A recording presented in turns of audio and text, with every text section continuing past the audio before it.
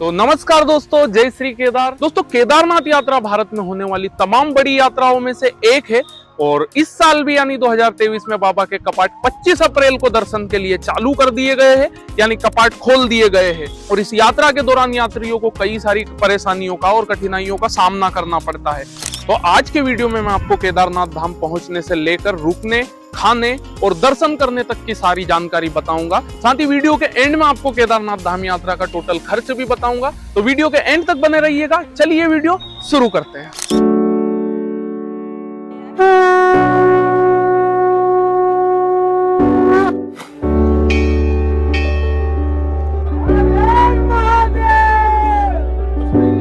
तो दोस्तों, केदारनाथ की यात्रा आप बस के माध्यम से हरिद्वार से शुरू कर सकते हैं। हरिद्वार से बस के माध्यम से आप ऋषिकेश, देवप्रयाग, रुद्रप्रयाग, अगस्त मुनि होते हुए सोनप्रयाग तक पहुंच सकते हो। सोनप्रयाग से आपको 50 रुपए में शेयरिंग जीप लेनी होती है, जिससे कि आप गौरीकुंड तक पहुंच सके। हरिद्वार से गौरीकुंड तक पहुंचने में आपको लगभग पूरा दिन लग जाएगा। हरिद्वार से गौरीकुंड के लिए बस आपको हरिद्वार रेलवे स्टेशन के सामने से ही सुबह 3 से 4 बजे से मिलना शुरू हो जाती है, जिसका किराया आपको 700 से 800 रुपए पे करना होता है।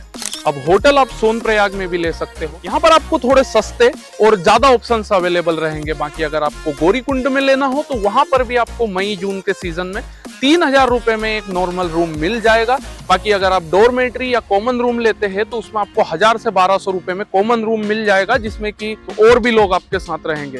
तो आप आपकी सुविधा के अनुसार दोनों जगह में से कहीं भी ले सकते हो। फिर गौरीकुंड से आपकी बाबा केदारनाथ धाम के लिए 16 किलोमीटर की पैदल यात्रा शुरू होती है। और पैदल यात्रा के अलावा यहाँ पर आपको 3 ऑप्शंस और अवेलेबल रहते हैं, जिसमें आपको खच्चर, घोड़े, पालकी और पिट्ठू से यात्रा करने की सुविधा भी यहाँ पर मिल जाती है, जो कि मैं आपको बिल्कुल सजेस्ट नहीं करूंगा, क्योंकि आप भगवान केदारनाथ के दर्शन करने जा रहे हैं। आप अगर पुण्य कमाने जा रहे हैं और किसी बेजुबान की पीठ पर बैठकर आप दर्शन करने जाएंगे तो आप उल्टा पाप के भागीदार बनेंगे। तो यही कहूंगा कि अगर आप पैदल जाने में सक्षम हैं तो ही बाबा केदारनाथ धाम की यात्रा पर जाए। लेकिन फिर भी अगर कोई बुजुर्ग है या किसी की बीच में तबीयत खराब हो जाती है तो उनके लिए मैं रेट बता देता हूँ। आपको खच्चर घोड़े से जाने का लगभग 6000 रुपए के समथिंग कॉस्ट आएगी। साथ ही अगर आप पालकी से जाते हैं तो आपका आने जाने का 10,000 रुपए का कॉस्ट रहेगा। और अगर आप पिट्ठू से जाते हैं तो वो आपको वजन के हिसाब से पैसा लेगा, यानी कि जितना ज्यादा वजन उतना ज्यादा पैसा। तो आप वहां पर गवर्नमेंट की जो प्रशासन की रेट लिस्ट भी जारी की गई है, तो आप यात्रा करने से पहले एक बार रेट लिस्ट जरूर चेक कर लें। ऊपर पहुंचने पर केदारनाथ मंदिर के करीब 1 किलोमीटर पहले आपको GMVN के कैंप मिलेंगे।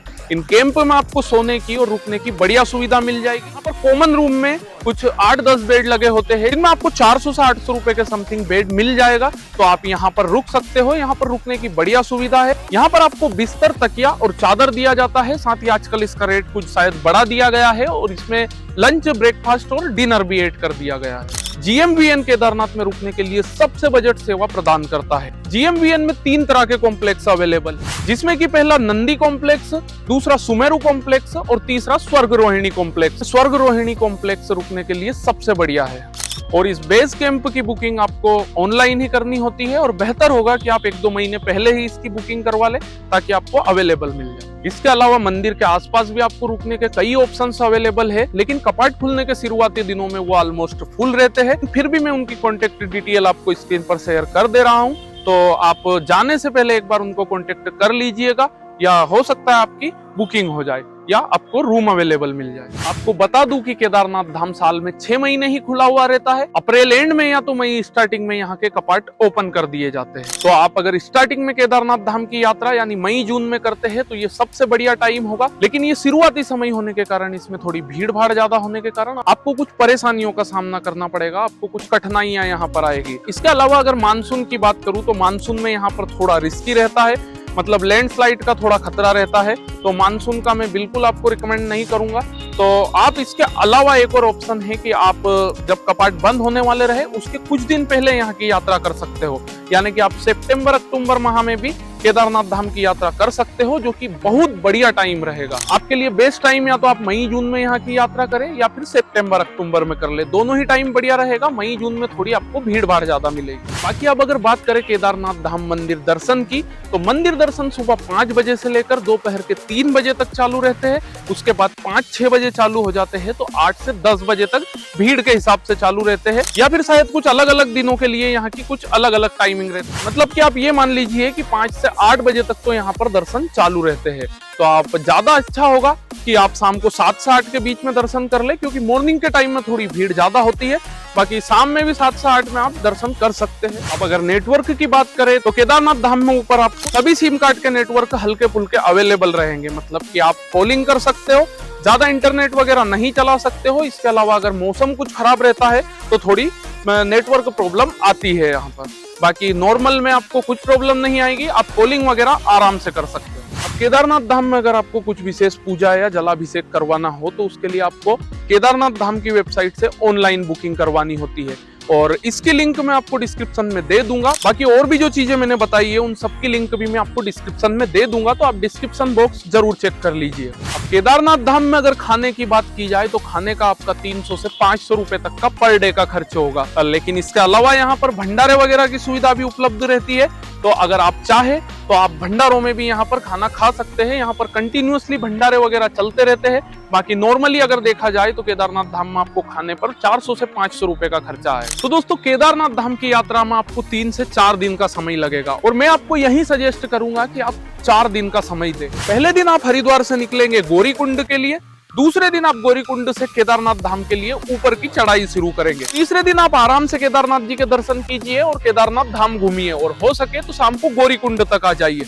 चौथे दिन आप गौरीकुंड से हरिद्वार वापस आ सकते हो। अब केदारनाथ धाम की यात्रा में अगर आपके कुल खर्च की बात करें तो मैं आपको 3 माध्यम से यात्रा करने का कुछ अलग अलग खर्च बताता हूँ। अगर केदारनाथ धाम की आप बस से यात्रा करते हैं तो 2000 रुपए होटल का, 2000 रुपए आपका हरिद्वार से केदारनाथ तक आने जाने का, और ऊपर GMVN के कैंप में रुकने का आपका 400 से 800 रुपए का खर्च है, और कुछ खाने पर खर्च, यानी कि आपका हरिद्वार से केदारनाथ तक और केदारनाथ से वापस हरिद्वार तक की यात्रा का लगभग 6000 रुपए का खर्चा होगा। वहीं अगर आप कार से यात्रा करते हो तो आपका 10,000 रुपए के समथिंग खर्चा आएगा।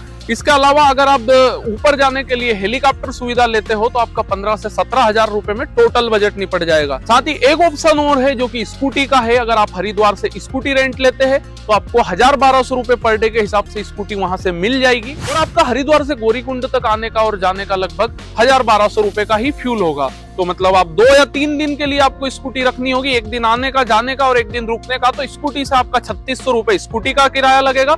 साथ ही 1200-1000-1200 रुपए का आपका फ्यूल होगा, और होटल वगैरह का अलग रहेगा। तो अगर सीधे शब्दों में कहूं तो आपका बस से 6000 रुपए में बजट कंप्लीट हो जाएगा। अगर आप कार से जाते हैं तो आप 8-10 हजार रुपए में बजट आपका कंप्लीट हो जाएगा। अगर आप वहीं हेलीकॉप्टर सुविधा भी लेते हैं तो आपका 15-17 हजार रुपए में बजट कंप्लीट हो जाएगा। साथ ही अगर आप स्कूटी रेंट करके जाते हैं तो आपका 8 से 10 हजार रुपए में ये बजट भी कंप्लीट हो जाएगा। तो ये था आपका केदारनाथ विजिट करने का टोटल खर्च। बाकी आप कपाट खुलने के शुरुआती दिनों में अगर यात्रा करते हो तो ये बजट आपके लिए बिल्कुल सही रहेगा। इसके अलावा अगर आप थोड़े दिन रुककर यानी सितंबर अक्टूबर में अगर यात्रा करते हो तो आपको इस बजट से भी कम में आपका काम हो जाएगा। तो दोस्तों ये थी केदारनाथ यात्रा की संपूर्ण जानकारी। उम्मीद करता हूं कि आपको जानकारी बहुत अच्छी लगी होगी। अगर आप केदारनाथ यात्रा करते हैं तो आपके लिए शायद हेल्पफुल भी होगी। बाकी अगर जानकारी अच्छी लगी हो तो वीडियो को लाइक और चैनल को सब्सक्राइब जरूर कर लीजिएगा। और अगर इस जानकारी में कुछ मिसिंग हो या आपको और कुछ जानकारी चाहिए तो हमें कमेंट करके जरूर बताइएगा। मैं आपकी पूरी हेल्प करने की कोशिश करूंगा। धन्यवाद। मिलते हैं नेक्स्ट वीडियो में। जय भोलेनाथ।